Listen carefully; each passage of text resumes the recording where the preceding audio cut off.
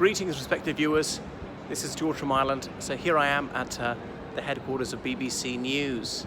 And behind me is a statue of George Orwell, who of course was a broadcaster for the British Broadcasting Corporation during the Second World War. You can see the inscription there behind him. If freedom means anything at all, sorry, if liberty means anything at all, it is the right to tell people what they do not want to hear. Well, something that obviously we should be more aware of in the UK these days, or the Western world in general, with snowflakes, with trigger warnings, with you can't say this, we have to remove that statue, or this painting, or whatever, or rename things.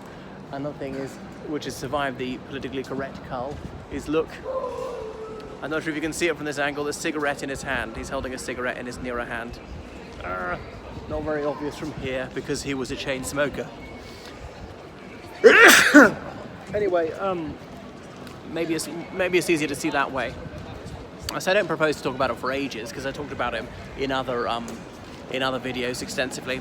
So he was born in 1903 in Bihar, a northern state in India, actually one of the most poverty-stricken in the country. His father worked for the opium department of the British Raj, because the British Raj produced opium and it was sold for recreational purposes in India, the United Kingdom and elsewhere, and then he closed in the 1920s.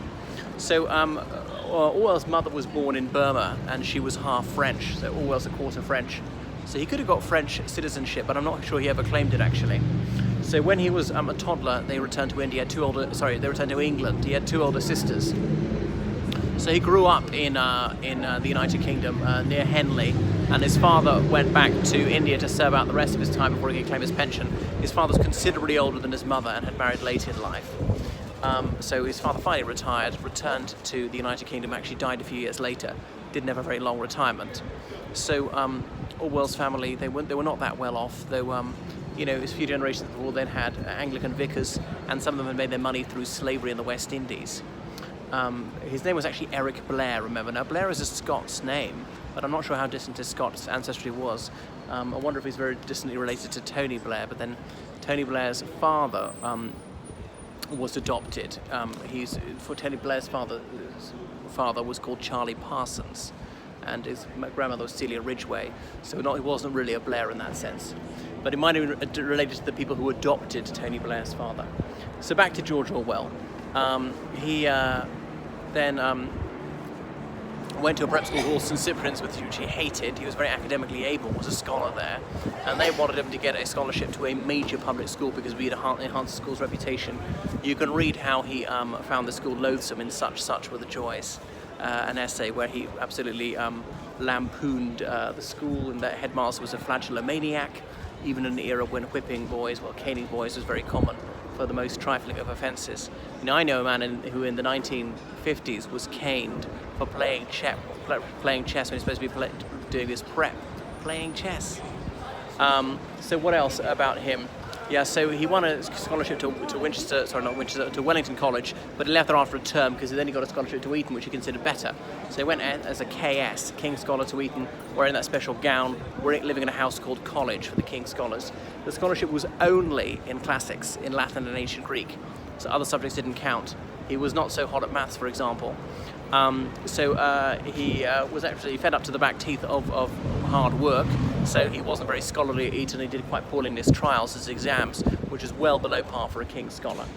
When he started writing poetry, and there was a handwritten magazine they passed around college. In the holidays, he had a relationship with a girl several years older than him. He was at Eton during the First World War, and he was completely disenchanted by the war and thought it was worthless, found it completely uninspiring, while other people were very patriotic.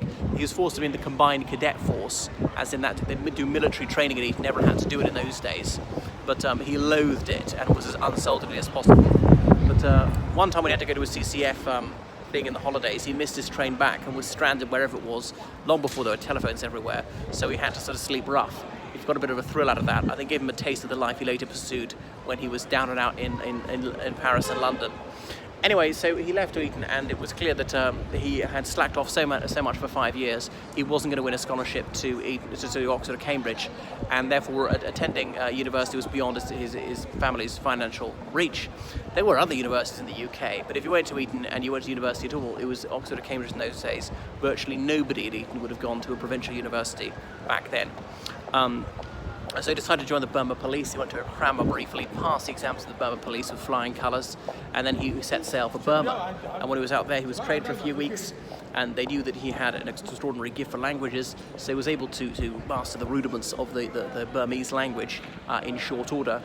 And there he was, sort of age 19, posted somewhere up country after only a few months in Burma, and he was in charge of security for tens of thousands of people.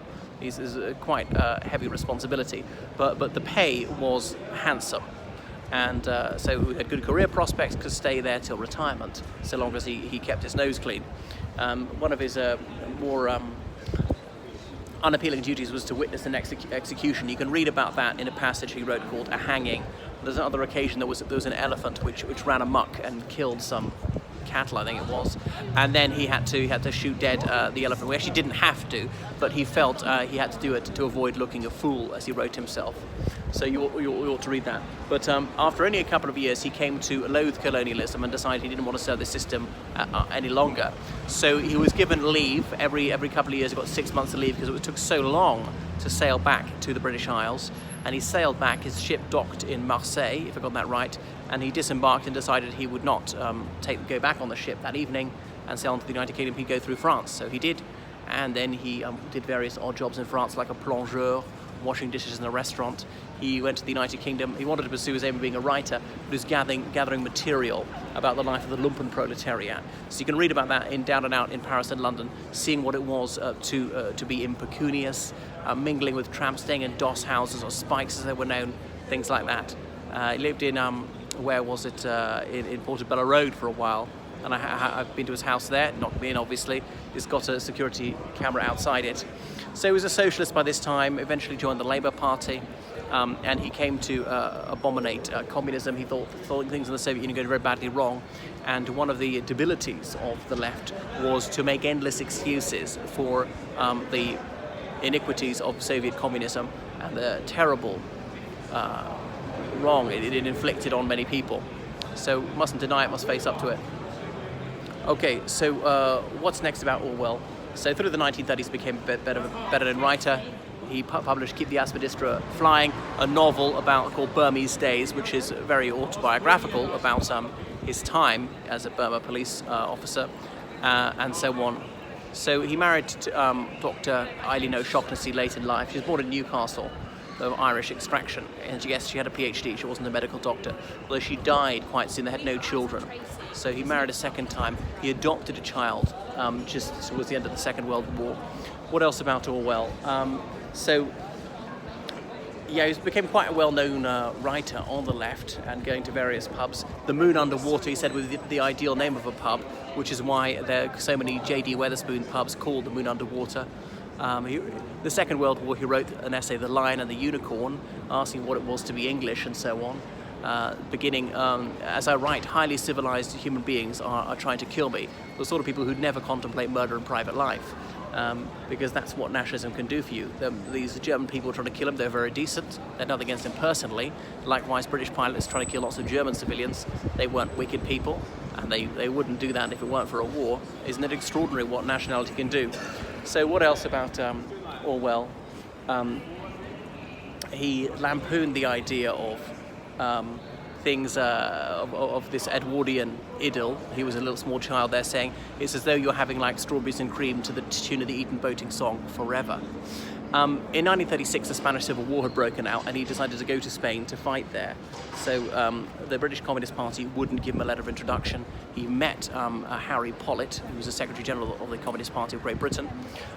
So he travelled via Paris, and he managed to join PUM, Partido de Obreros Unificado Marxista, or something like that, as in United Workers Marxist Party, which is actually Trotskyist, but he didn't know that at the time.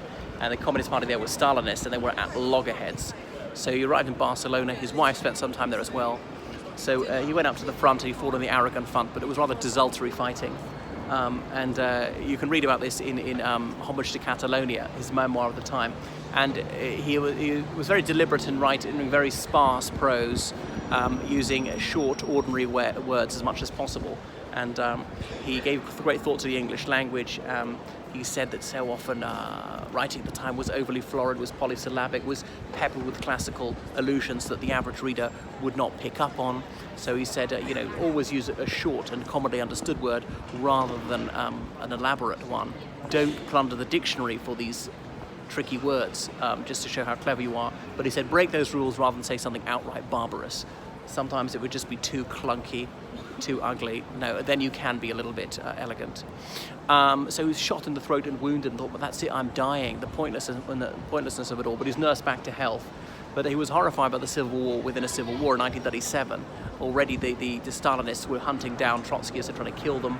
There were anarchists who were in Barcelona as well, painting everything red and black.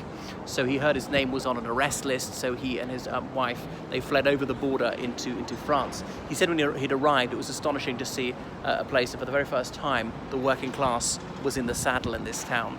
But he said only 6 months later it had changed, that if you appeared to be more bourgeois, then you were better treated and a better chance of getting out. So Georges Kopp, one of his French comrades, was arrested by the secret police, sent to prison, held incommunicado, and Orwell feared for him he'd be executed. Actually, he wasn't. He survived the war, lived on to the 1950s. So he went back to the United Kingdom. He'd run into an American writer in Paris on his way to Spain. I forget the chap's name, saying that you are moronic if you think that you're fighting for any idylls and it's going to be moral uplifting. It's not. Stay out of the war if you've got anything between your ears. But Orwell never came to subscribe to that view. He could have fought on a bit longer, but he did observe that a war, even fought in a righteous cause, is still a war in which horrific things will be done by both sides. So what else about Orwell? So he returned to the United Kingdom, and as I say, was a BBC broadcaster. But he always said he believed in telling the truth fearlessly, without favour either. But some people accuse him of breaking his own rules in the Second World War and toning down the abuses of Stalinism because it would split the Allied alliance. So anyway, so perhaps he didn't always practice what he preached. What else about Orwell towards the end of the war? I can't think.